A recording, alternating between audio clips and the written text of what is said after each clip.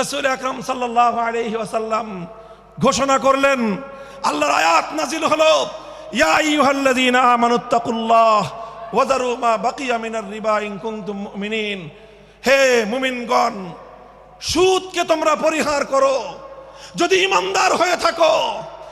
যদি ঈমানদার হয়ে থাকো কি করো তোমরা? সুদকে পরিহার করো। কি করো? ইত্তাকুল্লাহ, তোমরা আল্লাহকে ভয় করো। ওয়াজারু মা বাকিয়া মিনার রিবা, সুদের যা অবশিষ্ট আছে এই সব কিছু তোমরা পরিহার করো। আর যদি না করো, সুদ যদি তোমরা পরিহার না করো, ফাজানু বিহারবিম মিনাল্লাহি ওয়া রাসূলিহি, আল্লাহ এবং তার রাসূলের পক্ষ থেকে যুদ্ধের ঘোষণা শুনে নাও। হে জাতি, হে মুসলিম সম্প্রদায়, আমরা তোমাদের কাছে পয়গাম পৌঁছে দিতে চাই, আল্লাহর উপর বিশ্বাসী জাতি, আল্লাহর নবীর উপর আস্থাশীল জাতি কোনোদিন সুদি কারবার করতে পারে না। সুদ ভিত্তিক অর্থ ব্যবস্থা দিয়ে তাদের সমাজ চলতে পারে না।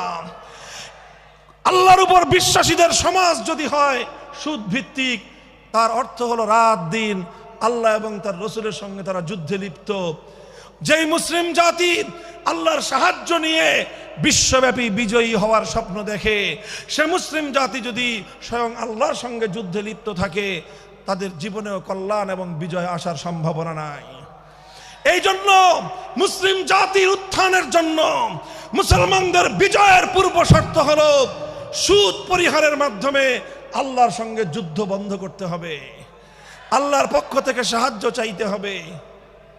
কোরআনের আয়াত, সূরা বাকারার আয়াত, এই আয়াত নাজিল হওয়ার পরে আল্লাহর নবী শুধু তেলাওয়াত করে দায়িত্ব ক্ষান্ত করেন নাই, শুধু সুদের মর্ম বুঝিয়ে নিজের দায়িত্ব ক্ষান্ত করেন নাই। তৃতীয় দায়িত্ব তালিমে হিকমত, সুদকে সমাজ থেকে সমূলে উৎখাত করার উদ্যোগ নিয়েছেন। বলেন সুবহানাল্লাহ। শুধু আলোচনা করে বক্তৃতা দিয়ে নবীর দায়িত্ব শেষ হয় নাই, শুধুমাত্র তাফসীর করে দিয়ে নবীর দায়িত্ব ক্ষান্ত হয় নাই, বরং এক একটা বিধান, আল্লাহর এক একটা আয়াত কিভাবে সমাজে বাস্তবায়ন করা লাগে, করা যায়, নবীজি প্র্যাকটিক্যাল ভাবে তার উদ্যোগ গ্রহণ করেছেন। কিভাবে উদ্যোগ নিয়েছেন? সুদের বিরুদ্ধে কি উদ্যোগ নিয়েছিলেন? কিতাব উল্টান, হাদিসের কিতাব, বুখারী শরীফের হাদিস, নবীজি ঘোষণা দিলেন, আলা ইন্না রিবাল জাহিলিয়াতি মাওদুউন তাহতা কদামাইয়া।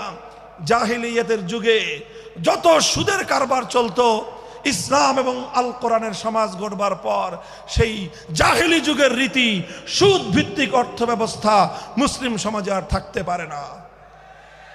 নবীজি বললেন, সুদের কবর রচনা করলাম আমি আমার পায়ের নিচে। আল্লাহ নবী আক্ষরিক অর্থে এ কথা বললেন, আমি আমার পায়ের নিচে সুদের কবর রচনা করলাম।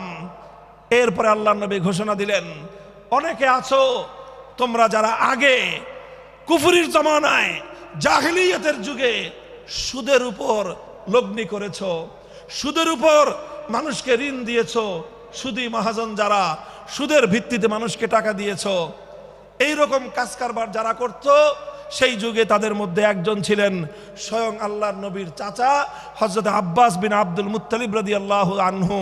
মক্কার ঘরে ঘরে আব্বাস রাদিয়াল্লাহু আনহু মানুষের কাছে ঋণ টাকা দিতেন, টাকা পাওনা ছিল এবং সকল টাকা লগ্নি করা ছিল, বিনিয়োগ করা ছিল সুদের ভিত্তিতে। আল্লাহর নবী ঘোষণা করলেন, জাহিলি যুগের সমস্ত সুদ আমি আল্লাহর নবী মওকুফ ঘোষণা করলাম। সর্বপ্রথম যেই সুদ আমি মাফ ঘোষণা করলাম সেটা হলো আমার চাচা আব্বাসের সুদ। কাউকে আমার চাচার কাছ থেকে যারা ঋণ নিয়েছিল, কেউ আর আমার চাচার সুদ দিতে হবে না, শুধুমাত্র মূল পুঁজিটা ফেরত দিবে। সুদ আজ থেকে কবর রচনা করা হলো।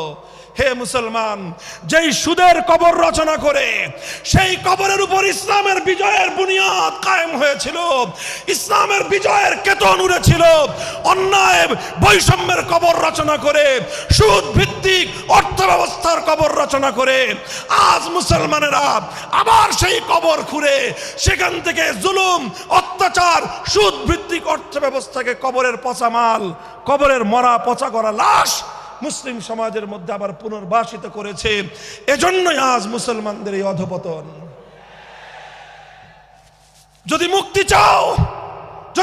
চাও শুধুমাত্র ইবাদত দিয়ে মুক্তি আসবে না, ইবাদত যেমন করতে হবে, যেরকম নামাজ রোজা হজ যাকাত তাসবিহ তাহলিল আদায় করতে হবে, ঠিক একইভাবে সমাজ সংস্কার করার জন্য সমাজ থেকে জুলুম দূর করতে হবে, বৈষম্য দূর করতে হবে, বেইনসাফি দূর করতে হবে, সুদ ভিত্তিক অর্থ ব্যবস্থার বিরুদ্ধে জাতীয়ভাবে ঐক্য গড়ে তুলে সুদের বিরুদ্ধে যুদ্ধ ঘোষণা করতে হবে।